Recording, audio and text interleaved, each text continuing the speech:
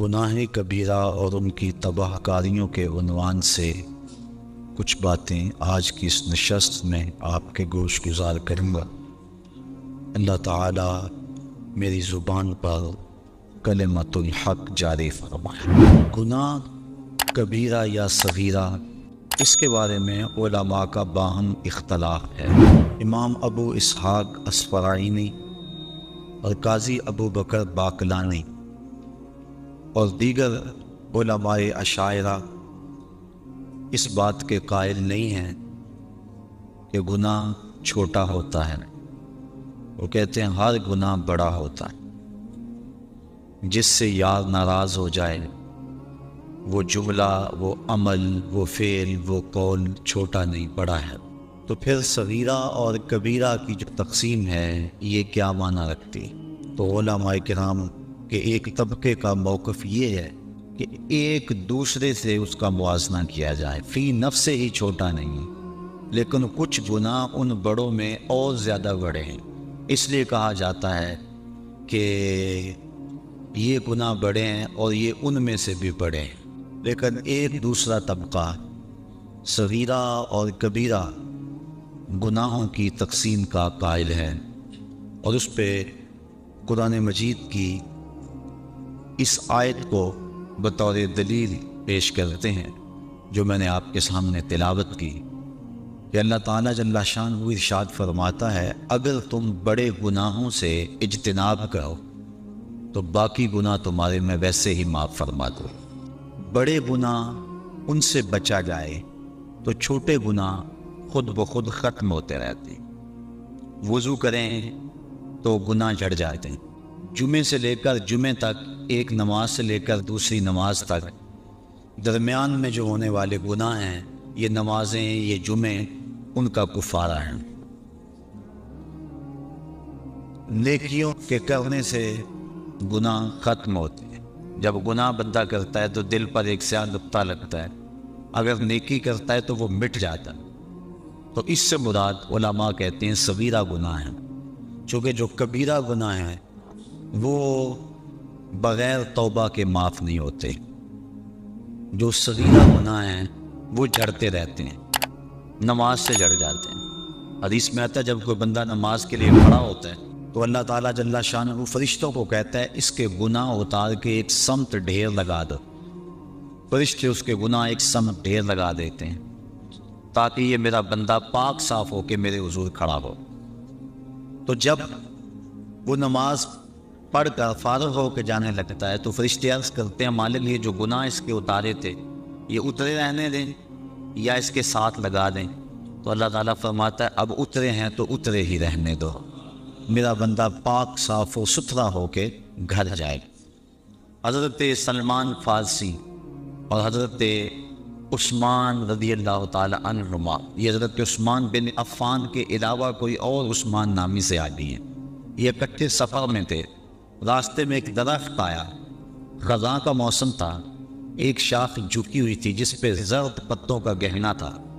تو حضرت سلمان فارسی نے اس شاخ کو پکڑ کے جھٹکا دیا تو جتنے بھی پتے تھے وہ جھڑ گئے۔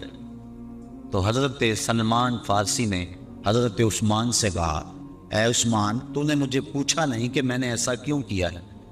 انہوں نے کہا آپ بتا دیں کہ آپ نے ایسا کیوں کیا ہے۔ کہا ایک دن میں حضور کے ساتھ سفر میں تھا، ایسے ہی ایک درخت آیا، موسم خزاں کا تھا، پتے زرد تھے، حضور نے شاخ کو پکڑا، جھٹکا دیا، سارے پتے جھڑ گئے۔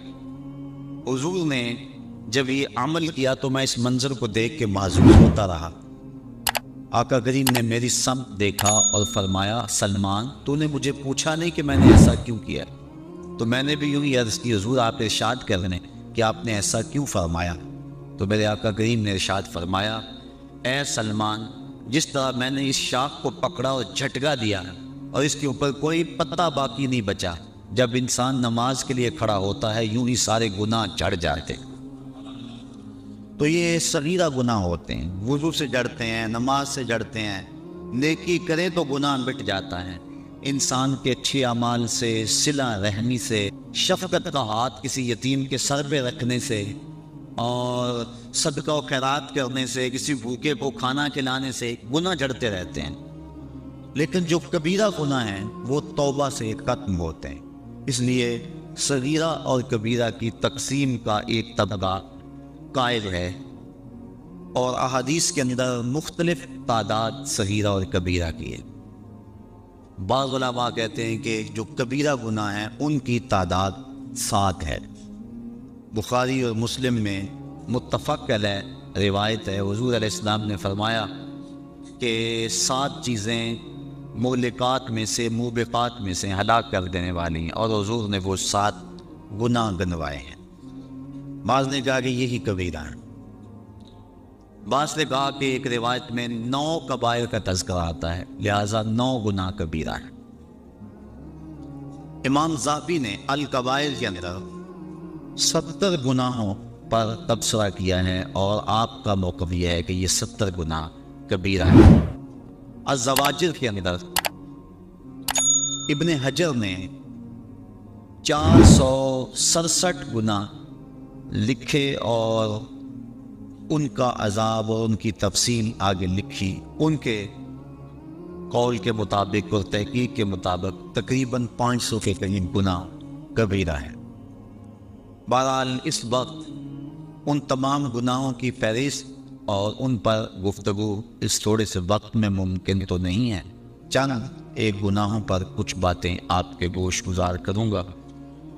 امام بخاری نے اس روایت کو نقل کیا ہے، اللہ کے محبوب علیہ السلام نے ارشاد فرمایا، الا انبئکم باکبر الکبائر، فرمایا لوگوں میں تمہیں بڑے بڑے گناہوں کی خبر نہ دوں۔ صحابہ نے حضور سے یہ بات سنی، اور آقا نے ثلاثاً 3 مرتبہ یہ کہا، میں تمہیں بڑے بڑے گناہوں کی خبر نہ دوں۔ صحابہ نے عرض کی، بلا یا رسول اللہ، کیوں نہیں حضور، آپ ارشاد فرمائیں۔ تو حضور نے ارشاد فرمایا، الاشراک باللہ وعقوق الوالدین وجلس وکان متکئا فقال الا وقول الزور، فرمایا ایک اللہ کے ساتھ کسی کو شریک ٹھہرانا ہے، دوسرا والدین کی نافرمانی کرنا ہے۔ حضور ٹیک لگائے بیٹھے تھے، جب تیسری بات کہنے لگے تو ٹیک چھوڑ دی اور آگے ہو گئے۔ کسی چیز کو بیان کرتے ہوئے جب انسان زیادہ اپنے آپ کو چست کرتا ہے تو اس کا مطلب یہ ہوتا ہے اس چیز کی اہمیت زیادہ ہے۔ تو حضور ٹیک لگائے بیٹھے تھے، یہ 2 باتیں بیان فرمائیں، اور پھر ٹیک چھوڑ کر حضور آگے ہو گئے۔ وجلس وکان متکئا فقال الا وقول الزور، فرمایا سن لو، اور جھوٹی بات کہنا ہے، جھوٹی گواہی دینا ہے۔ تو اس حدیث میں ان 3 گناہوں کو بڑے بڑے گناہ شمار کیا گیا۔ ایک حدیث میں یمین الغموس، جھوٹی قسم کھانا ہے، اور ایک حدیث کے اندر قتل النفس، کسی انسان کو قتل کرنا ہے۔ تو یہ گناہ بڑے بڑے ہیں۔ کبیرہ گناہوں میں بھی آگے یہ گناہ سر فہرست ہے۔ اللہ کے ساتھ کسی کو شریک ٹھہرانا یہ سب سے بڑا ظلم ہے، اور اللہ تعالیٰ نے قرآن مجید کے اندر اس کو ظلم عظیم کہا۔ کوئی ذات کائنات کے اندر اس بات کا استحقاق نہیں رکھتا کہ وہ رب تعالیٰ کے ساتھ برابری کا دعویٰ کرے، یا کوئی شخص اس کے بارے میں یہ سوچے کہ مالک کے برابر ہے۔ اس کی ذات میں اور اس کی صفات میں کوئی شریک نہیں ہو سکتا ہے۔ تو اللہ کے ساتھ کسی کو شریک ٹھہرانا یہ سب سے بڑا جرم ہے، بلکہ یہ کفر ہے، لیکن کبائر میں بھی اس بات کو گنوایا گیا کہ اس سے بڑا کوئی گناہ نہیں ہو سکتا ہے۔ اور اللہ تعالیٰ شرک کے علاوہ جتنے بھی گناہ ہیں ان کو بخش دے گا، لیکن شرک کو نہیں بخشے گا۔ وہ یہ گوارا ہی نہیں کرتا کہ میرے ساتھ کسی کو شریک ٹھہرایا جائے۔ اور قرآن مجید میں متعدد مقامات پہ اس بات کی نفی کی کہ تم تو غور کرو، تم اس بات پہ تدبر کرو کہ اللہ کا شریک ہو سکتا ہے، اور تم ان بتوں کو اس کا شریک بنا رہے جو اپنے بدن پہ بیٹھی ہوئی مکھی بھی نہیں اڑا سکتے۔ اتنے بے بس اور اتنے مجبور وہ اللہ کے شریک کیوں کر ہو سکتے ہیں؟ پھر جس کو اس نے خود پیدا کیا ہوا ہے وہ اس کے شریک کیسے ہو سکتے ہیں؟ وہ اپنی زندگی میں اللہ تعالیٰ کے ہر آن محتاج ہیں، تو جو محتاج ہے وہ کیسے اس کے برابر ہو سکتا ہے جس کی طرف لوگوں کا احتیاج ہو؟ اس لیے شرک عقلاً محال ہے، اور اپنے رب کے ساتھ ہم نہ ذات میں کسی کو شریک کر سکتے ہیں، نہ صفات میں کسی کو شریک کر سکتے ہیں، بلکہ اللہ کے علاوہ کسی اور شخص کا حلف اٹھانا بھی اس لیے جائز نہیں ہے کہ یہ اللہ کی شان کے خلاف ہے۔ حتیٰ کہ امام الانبیاء صلی اللہ علیہ وآلہ وسلم کے نام کی قسم کرنا بھی ہمارے لیے جائز نہیں ہے۔ یہ بعض بات کہتے ہیں کہ مجھے اپنے بیٹے کی قسم، مجھے تیرے سر کی قسم، یہ سخت جرم ہے اور یہ کبیرہ گناہ ہے کہ اللہ کے علاوہ کسی اور شخص کی قسم کی جائے۔ قسم کا حق اللہ کے لیے ہے اور اسی کی قسم اٹھائی جائے، اس کے علاوہ کسی اور کی قسم نہ اٹھائی جائے۔ ریا کو شرک اصغر کہا گیا ہے۔ ریا کیا ہے کہ انسان اپنا عمل کسی اور کے لیے کرے، کسی کو دکھلانے کے لیے، کسی کی خوشنودی حاصل کرنے کے لیے، دکھلاوے کے لیے عمل کرے، تو اس کو بھی شرک اصغر کہا گیا ہے کہ کل قیامت کے دن اللہ تعالیٰ فرمائے گا جن کے لیے عمل کیا تھا ان سے جزا لے۔ تو اللہ کے لیے عمل کیا جائے ذات اور صفات میں، اس کا کسی کو شریک نہ مانا، نہ سمجھا، نہ جانا جائے، تو یہ جو ہے وہ توحید ہے۔ اور اگر کوئی شخص اس شرک کا ارتکاب کرتا ہے تو یہ سب سے بڑا گناہ ہے، اور کبیرہ گناہوں میں بھی سب سے بڑا گناہ یہ ہے کہ اللہ کے ساتھ کسی کو شریک ٹھہرایا جائے۔ دوسرا بڑا گناہ جو اس حدیث کے اندر حضور نے بیان فرمایا وہ عقوق الوالدین، والدین کی نافرمانی کرنا، ان کی گستاخی اور ان کی توہین کرنا، والدین کو اذیت پہنچانا، ان کو دکھ دینا۔ شریعت میں یہ کبیرہ گناہوں میں دوسرے نمبر پہ بڑا گناہ ہے۔ بعض لوگوں نے زنا کو کبیرہ گناہوں میں دوسرے نمبر پہ بڑا گناہ شمار کیا، لیکن بہت سارے اہل علم نے کبیرہ گناہوں میں سے شرک کے بعد بڑا گناہ حقوق الوالدین، والدین کی نافرمانی کو شمار کیا ہے کہ والدین کی نافرمانی نہ کی جائے۔ اور اللہ تعالیٰ نے قرآن مجید میں ان کی حضور ادب سے پیش ہونے اور اپنے بازوؤں کو سکیڑ لینے کی تاکید فرمائی، اور یہاں تک فرمایا کہ ان کے سامنے اف تک نہ کہو۔ کلمہ تعفیف سے بھی منع کر رہی ہے۔ حضرت امام حسن رضی اللہ تعالی عنہ حضرت سیدہ فاطمہ زہرا رضی اللہ تعالی عنہا کے پاس بیٹھ کر ساتھ کھانا نہیں کھاتے تھے۔ ایک دن انہوں نے کہا کہ بیٹا میری آرزو یہ ہے کہ میرے ساتھ تم کھانا کھاؤ، اور تم اکثر گریزاں ہوتے ہو اس سے۔ عرض کی امی جی میں اس بات سے ڈرتا ہوں کہ کسی لقمے کی طرف آپ کی نظر پڑ جائے لیکن ابھی آپ کا ہاتھ نہ بڑھے، اور میں آپ کے ارادے سے عدم آگہی کی وجہ سے اس لقمے کو اٹھانا اور آپ ماں ہونے کے ناطے سے نہ روکیں تو یہ آپ کی کہیں توہین نہ ہو جائے، میں اس ڈر سے آپ کے ساتھ بیٹھ کے کھانا بھی نہیں کھاتا۔ کلمہ تعفیف کے زمرے میں علماء نے یہ بات بھی لکھی ہے کہ والدین کے سامنے اف بھی نہ کہو۔ اس کا مفہوم کیا ہے؟ وہ کہتے ہیں جب والدین بوڑھے ہو جائیں اور اس حالت میں پہنچ جائیں کہ بول و براز چارپائی پہ کرنے، تو اولاد، سعادت مند جو اولاد ہے وہ والدین کو اس عمر کے اندر اٹھاتی ہے، ان کے کپڑے بدلتی ہے اور غلاظت، گندگی دور کرتی ہے اور اس میں سعادت سمجھتی ہے۔ ایک شاعر ہوا احسان دانش، وہ کہتا ہے میں اپنی ماں کی خدمت اپنی بیوی کو نہیں کرنے دی، میں نے کہا یہ حق میرا ہے اور یہ میں سعادت کسی اور کو کیوں دوں۔ اور وہ کہتا ہے کہ کافی دور نہر تھی ہمارے گھر سے، جہاں جا کر میں اس کا لباس دھوتا تھا اور پھر واپس آتا تھا۔ تو ہم بیویوں کے سپرد کر کے بعض بات چلے جاتے ہیں اپنے ماں باپ کو، اور یہ نہیں سمجھتے کہ اس میں ہمارا اپنا حق کتنا ہے۔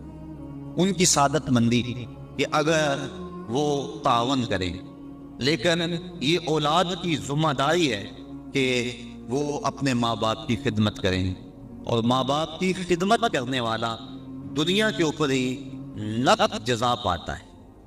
ایک روایت کے اندر میں نے پڑھا ہے کہ والدین کی خدمت کرنے والا دنیا کے اندر ہی جزا پاتا ہے، آخرت کے اندر جو اس کو ملنی ہے وہ تو ضرور ملے گی۔ اور اسی طرح جو والدین کی نافرمانی کرتا ہے اللہ اس کے عذاب کو آخرت پر اڑتا ہے، دنیا پر بھی اس کو ذلیل کرتا ہے جو والدین کو دنیا میں رسوا کرتا ہے۔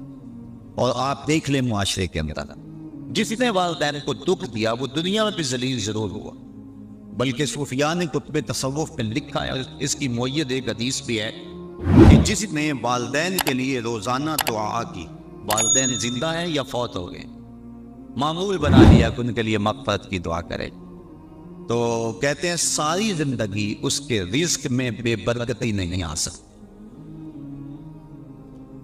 تو ان کی خدمت کو شعار بنانا اور ان کی خدمت کو سعادت سمجھنا یہی عزتوں کا ظرف ہے۔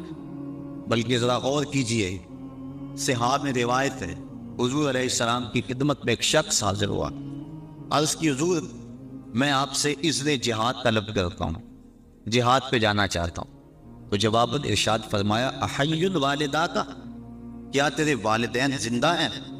قال نعم، عرض کیا حضور میرے والدین زندہ ہیں۔ قال ففیہما فجاہد، کہا جا ان کی خدمت کر، یہی تیرا جہاد ہے۔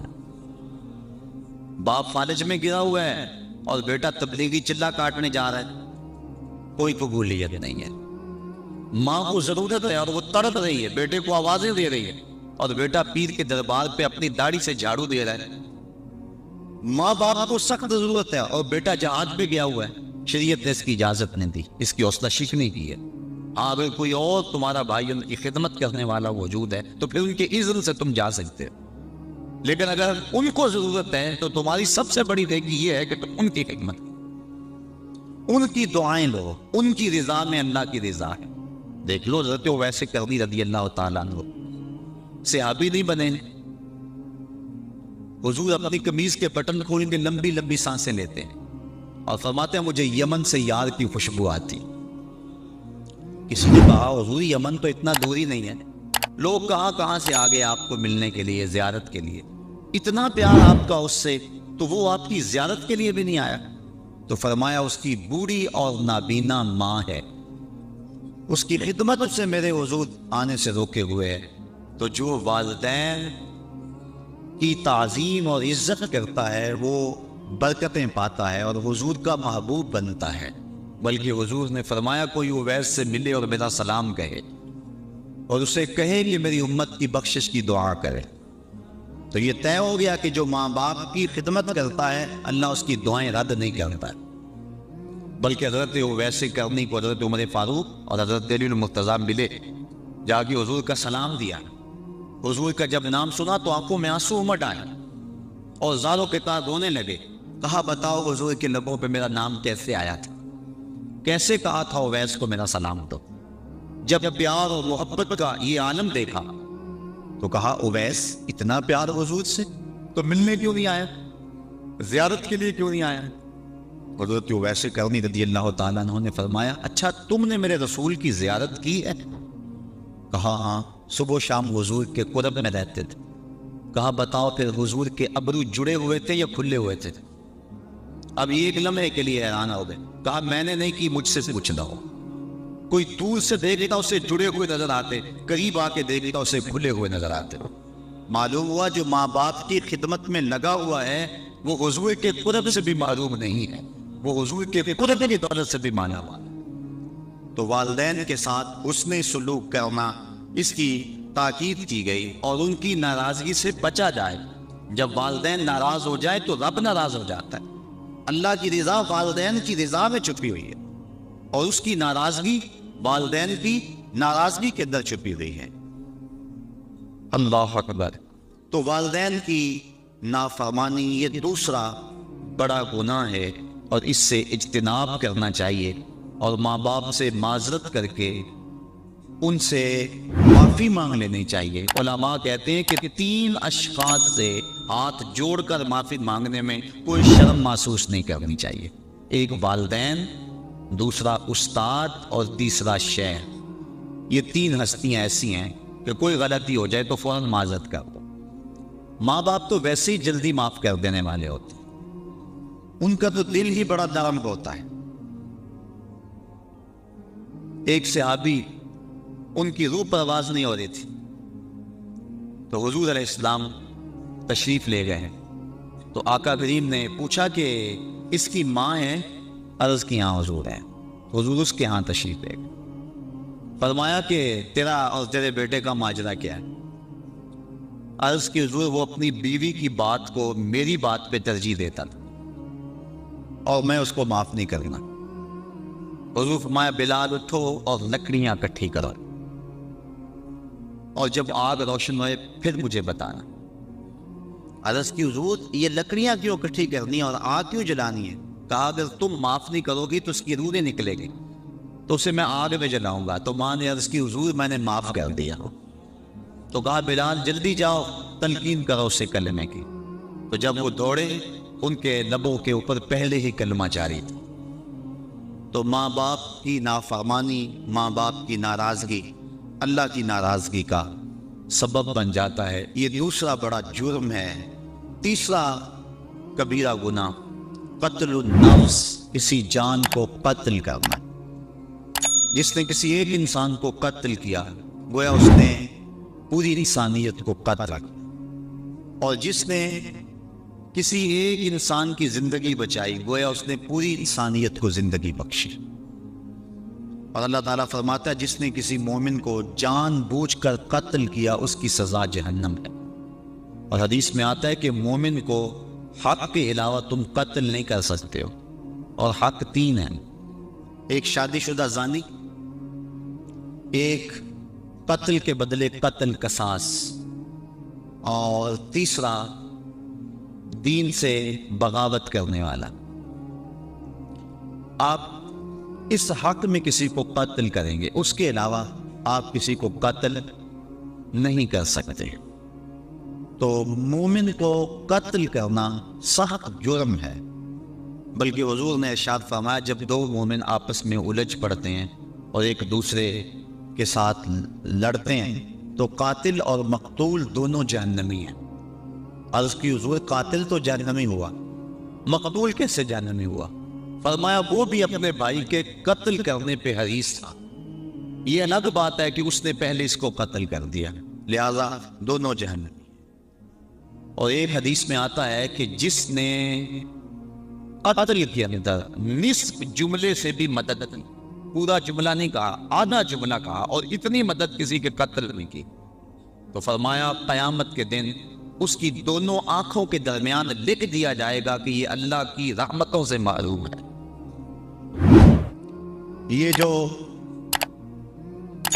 قاتل پارٹی کی طرف سے انکوائریوں پہ جاتے ہیں اور کہتے ہیں جی برادری کا مسئلہ ہے، ذرا وہ اس بات پہ غور کریں، جس نے آدھے جملے سے بھی مدد کی تو اس کی آنکھوں کے درمیان یہ بات لکھ دی جائے گی کہ یہ اللہ کی رحمتوں سے دور ہے۔ تو قتل نفس، علماء کہتے ہیں کہ قاتل کا گناہ جو ہے وہ معاف نہیں ہوتا جب تک اس کو 3 ذوات معاف نہ کرے۔ ایک تو اس میں اللہ کا حق ہے کہ اس نے انسان کو پیدا کیا تو اس نے اسے قتل کیا، تو سچی توبہ سے یہ حق معاف ہوگا۔ دوسرا حق مقتول کا ہے کہ اس کی جان کو اس نے ضائع کیا تو وہ اگر معاف کرے گا تو معافی ہوگی۔ اور تیسرا حق اس کے وارثوں کا ہے، ان بچوں کا ہے جو یتیم ہو گئے، اس بیوہ کا ہے جس کا سہاگ اجڑ گیا، ان بہنوں کا ہے جن کا سہارا چھین لیا گیا، اس بھائی کا حق ہے جس کی کمر توڑ دی گئی، اس بوڑھے ماں باپ کا حق ہے جن کی آنکھوں کا نور چھین لیا گیا۔ تو یہ تیسرا حق جو ہے وہ ان وارثوں کا ہے۔ تو اگر یہ راضی ہو گئے تو پھر معافی ہوگی۔ تو جو قاتل ہے وہ ان 3 ذوات سے معافی کا طلبگار ہوگا۔ اگر معافی ہوئی تو پھر اس کی جان چھوٹے گی، ورنہ اس کی جان نہیں چھوٹے گی۔ چوتھا کبیرہ گناہ الزنا۔ اللہ تعالیٰ نے قرآن مجید کے اندر صاف واضح دو ٹوک الفاظ میں ارشاد فرمائے، لا تقربوا الزنا، زنا کے قریب بھی نہ جائیں۔ کیوں؟ انہ کان فاحشۃ وساء سبیلا، یہ فحش کام ہے اور انتہائی برا رستہ ہے۔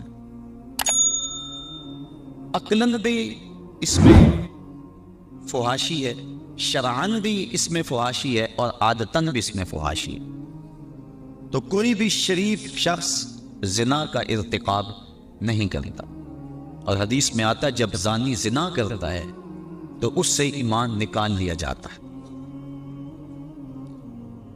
اور زانی کے رزق میں بے برکتی ڈال دی جاتی ہے، اس کے چہرے کے نور کو چھین لیا جاتا ہے، اور اللہ کی رحمتوں سے وہ محروم کر دیا جاتا ہے۔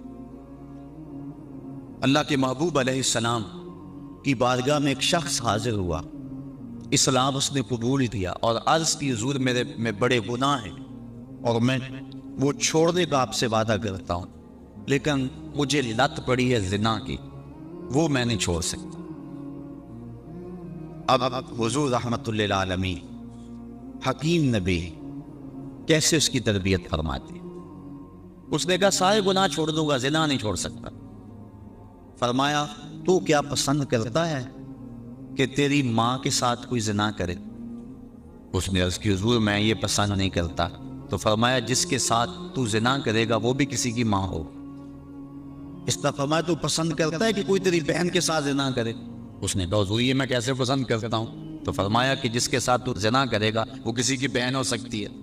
اس طرح بیٹی کے بارے میں، بیوی کے بارے میں حضور نے فرمایا، تو وہ بات اس کے اندر اتر گئی۔ عرض کی حضور میں توبہ کرتا ہوں، آج کے بعد زنا نہیں کرتا۔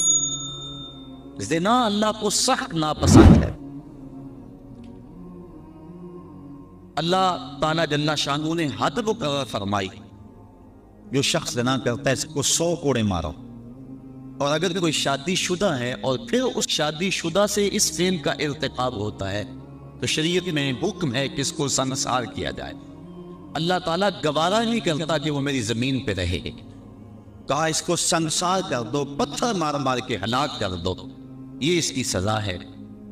تو زنا ایک ایسا جرم ہے، حضور علیہ السلام فرماتے ہیں کہ میں نے ایک خواب دیکھا، اور میں نے وہاں دیکھا کہ ایک تنور ہے جس کے اندر سے چیخوں کی آواز آ رہی ہے، اور میں آگے بڑھا دیکھوں کہ اس میں کیا ہے، تو کیا دیکھتا ہوں کہ اس کے اندر آگ کے شعلے بھڑک رہے ہیں، اور اس میں کچھ برہنہ مرد اور برہنہ عورتیں ہیں، اور جب آگ کے الاؤ اور آگ کے شعلے ان کے جسم کو جلساتے ہیں تو وہ چیختے ہیں اور شور کرتے ہیں اور اچھلتے ہیں۔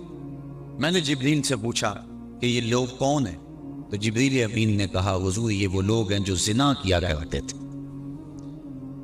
اور ایک روایت جو میں نے پرسوں بھی آپ کے سامنے رکھی کہ 3 اشخاص کی طرف اللہ نظر رحمت نہیں کرے گا، اور نہ ان کو پاک کرے گا، اور نہ ہی اللہ تعالیٰ جل شانہ ان کی طرف جو ہے وہ دیکھے گا۔ وہ 3 اشخاص میں سے پہلا شخص شیخ زان، وہ شخص جو بوڑھا ہو گیا ہے لیکن زنا نہیں چھوڑا۔ بوڑھا زانی اللہ کو سخت ناپسند ہے۔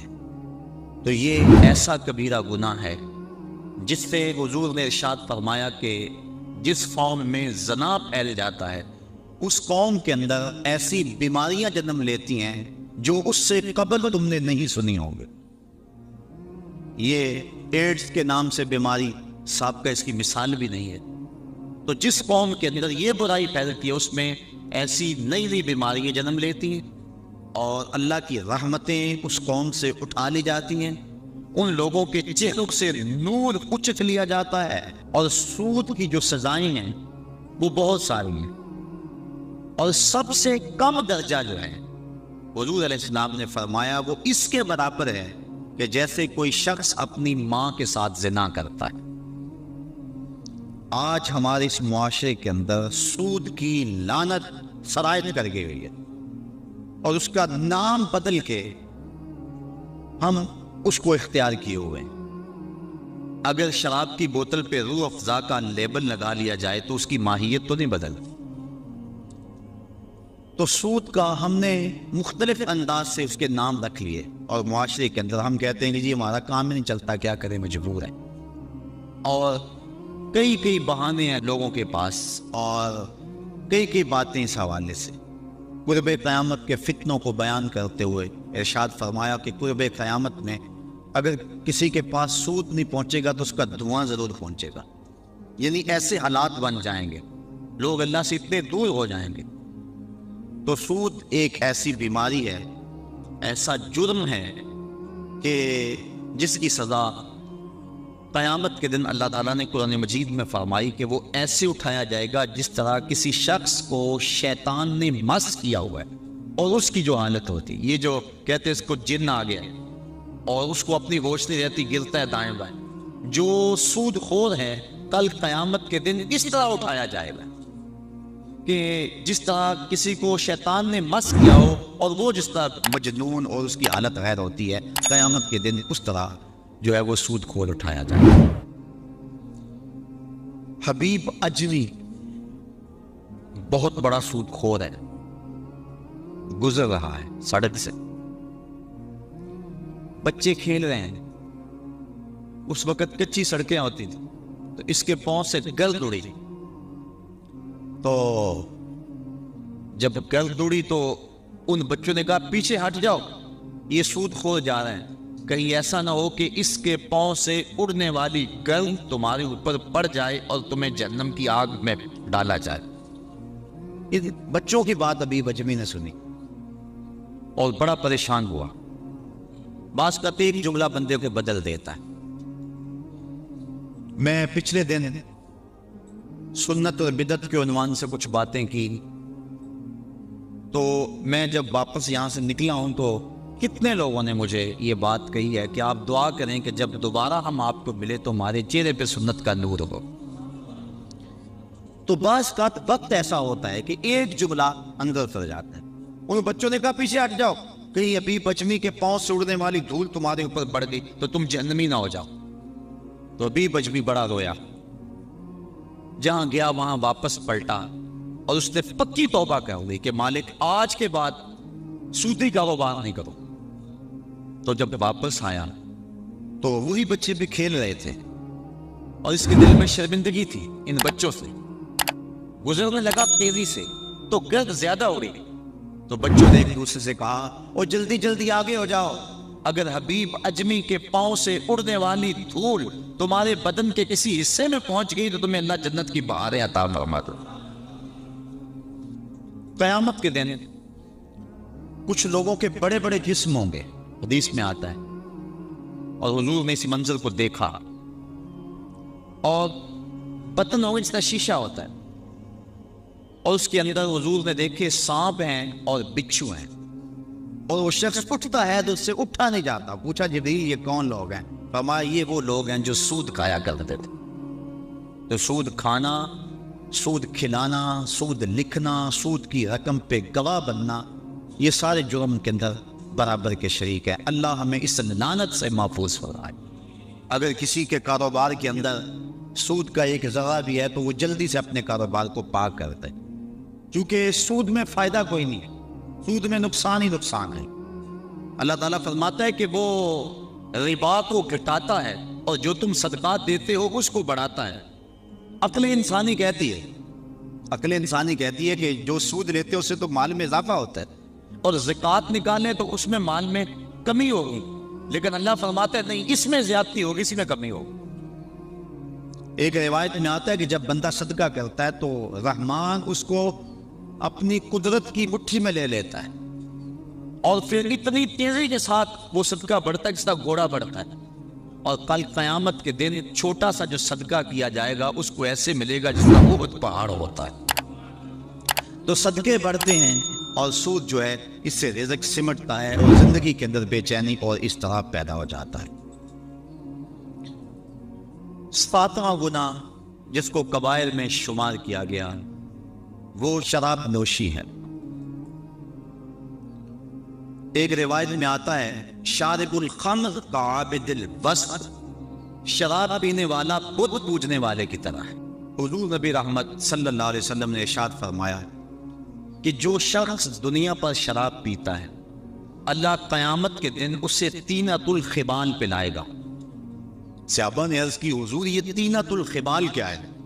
فرمایا یہ جہنمیوں کے زخموں کی پیپ ہے، اور علماء کہتے ہیں اتنی بدبودار ہوگی اگر اس کا ایک قطرہ اب دنیا پہ ڈال دیا جائے، انسان تو انسان رہے جانوروں کے دماغ بھی پھٹ جائے، جتنی بدبودار ہوگی۔ اور گرم اتنی کہ اگر ایک قطرہ اور پہاڑ پہ رکھ دیا جائے تو پہاڑ پگھل جائے، اس کو کہتے ہیں طینۃ الخبال۔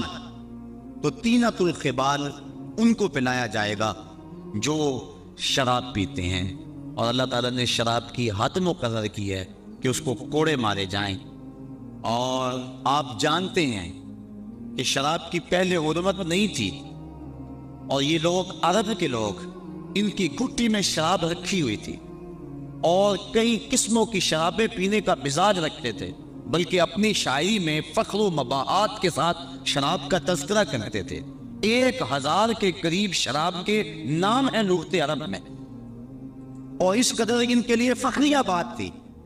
اور جب حکم نازل ہوا کہ شراب حرام کر دی گئی ہے تو لوگوں نے مٹکے توڑ دیے، یہاں تک کہ جو نالیاں تھیں ان کے اندر شراب ہی بہتی چلی جا رہی تھی، ادھر حکم ہوا اور ادھر تعمیل ہو گئی۔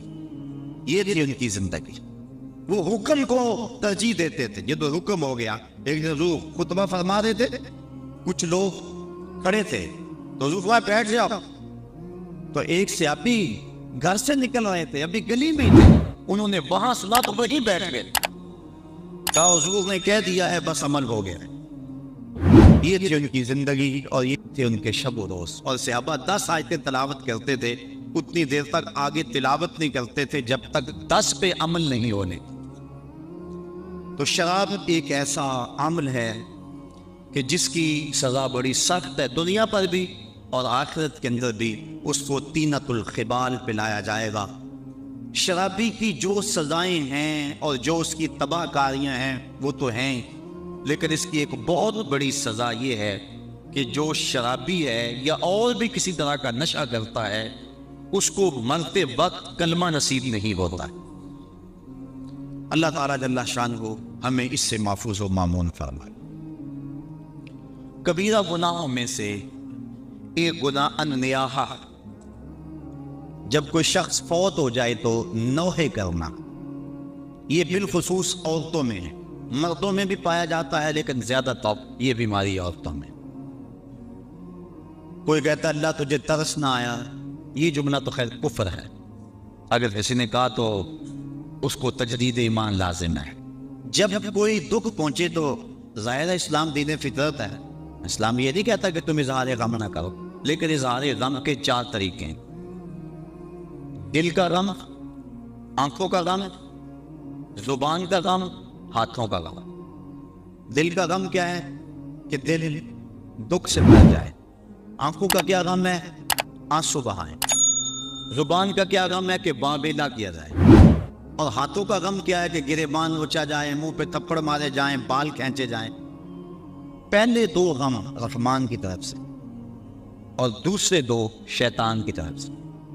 فرمایا لیس منا من ضرب الخدود وشق الجیوب ودعا بدعوی الجاہلیہ، جس نے گریبان پھاڑا، چہرے پہ تماچے مارے اور جہلوں جیسی باتیں کی، فرمایا ہمارے سے اس کا کوئی تعلق نہیں ہے۔ تو نوحے سے منع فرمایا گیا، بلکہ اگر مرنے والے کے دل میں یہ آرزو تھی کہ میرے بعد خوب چیخ پکار پڑے گی، لوگ بڑا روئیں گے، بعض لوگ کہتے ہیں ہمیں کون رونے والا ہوگا، تو اگر کسی کے دل میں یہ ہوگی کہ میرے بعد لوگ روئیں اور عجیب کیفیت بن جائے، تو ایسے نوحے پہ جو راضی تھا، حضور علیہ السلام نے ارشاد فرمایا جب وہ مرتا ہے تو رونے والوں کے رونے کی وجہ سے اس کو قبر میں عذاب ہوتا ہے۔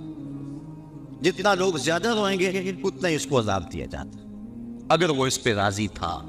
لیکن اگر راضی نہیں تھا تو علماء نے تعبیر کی ہے کہ جو رونے والوں کا عذاب اہل قبور کو ہوتا ہے تو وہ انہی پر ہے، جو نہیں راضی تھے ان پر نہیں ہے۔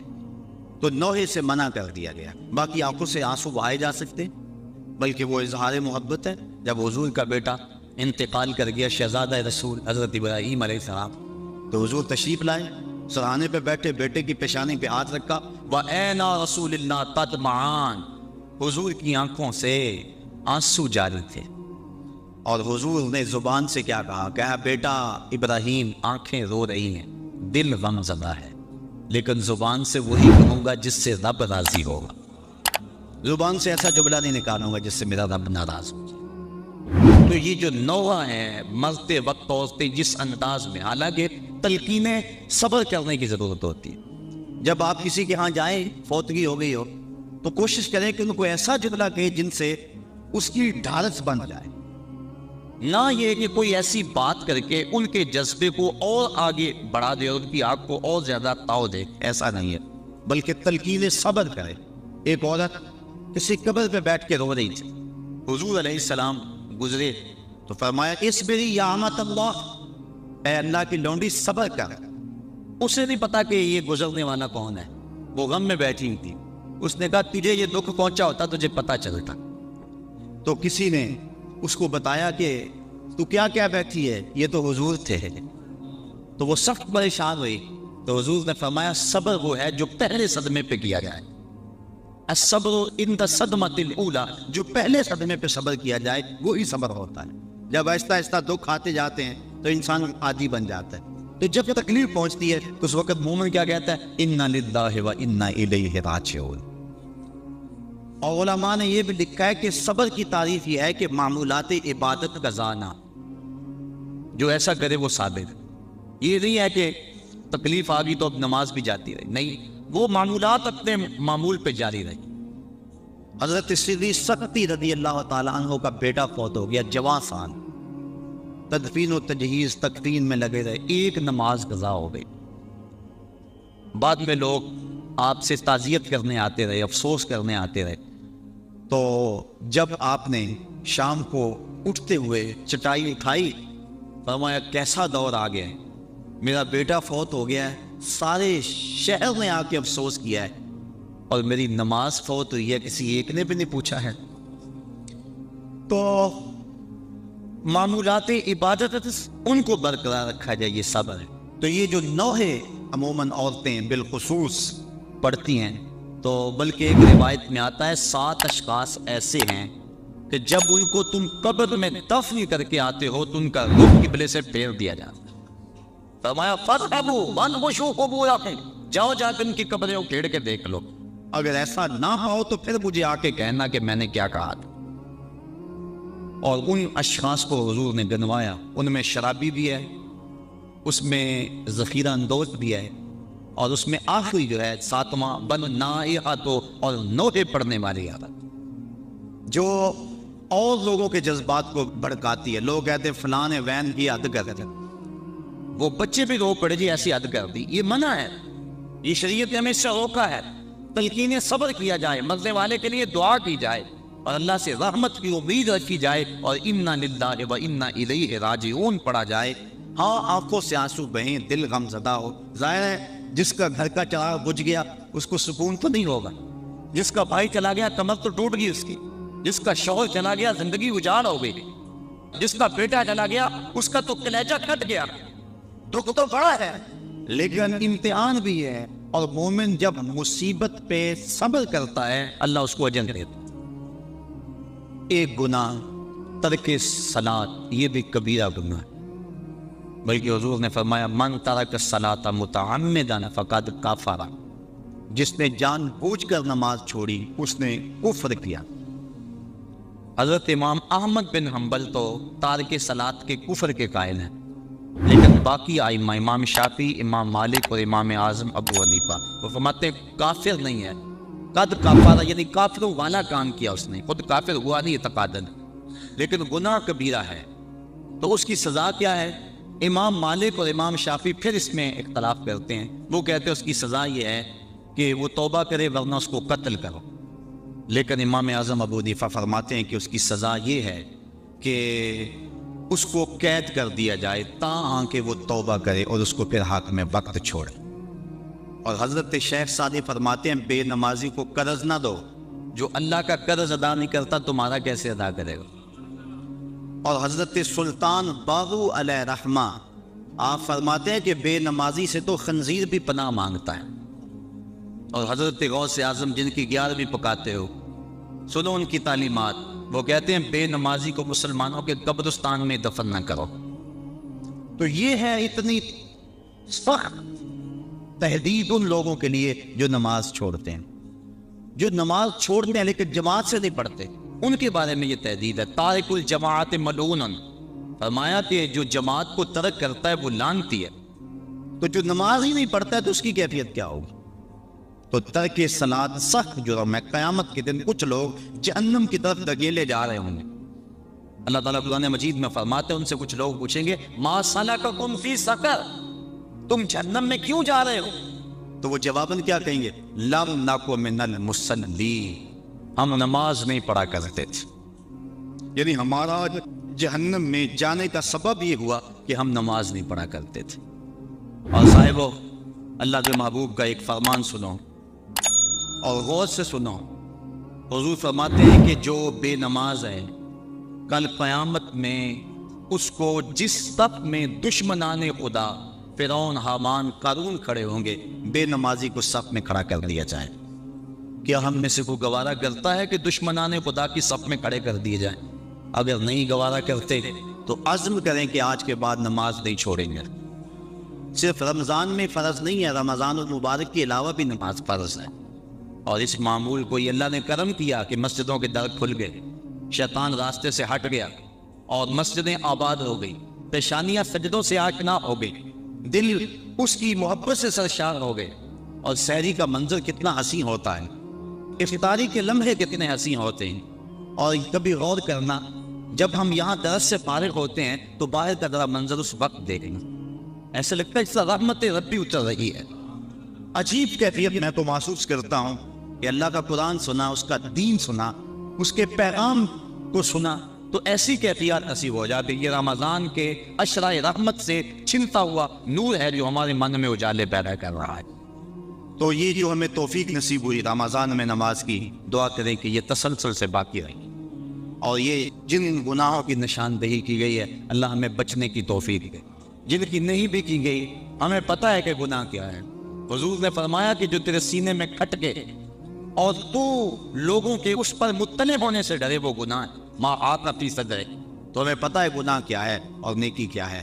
ہمیں اپنی زندگی کو ایک خوبصورت نظم دینا چاہیے اور زندگی کو نیکیوں کا حسن